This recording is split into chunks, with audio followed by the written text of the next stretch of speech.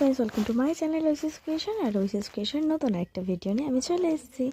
আর এই ভিডিওটা নতুন বলা যায় না, কিছুটা ভিডিও শেয়ার করেছি। আর মেলায় এসে নাগরদোলার দিক ঘুরবো না, সেটা কি হতে পারে? প্রত্যেকটা নাগরদোলার সাথে আপনারা পরিচিত। আমরা মেলায় মেলায় দেখেছি অনেক নাগরদোলায়। এটা আমি ওই বছর চড়েছিলাম, নৌকাটা ওই বছর চড়েছিলাম। আর এখানে অবাক হয়ে দেখছে কি জানো, এই দেখো, মানে মানুষের শখও বলে হারি। আমার বাবা তো কিছুক্ষণ দাঁড়ানোর পর বলছে আমার শরীরটা কেমন লাগছে এটা দেখার পর। আর এরা কি সুন্দর উঠে উঠে চড়ছে, মানে কি বলবো, কিছু আর বলার নেই।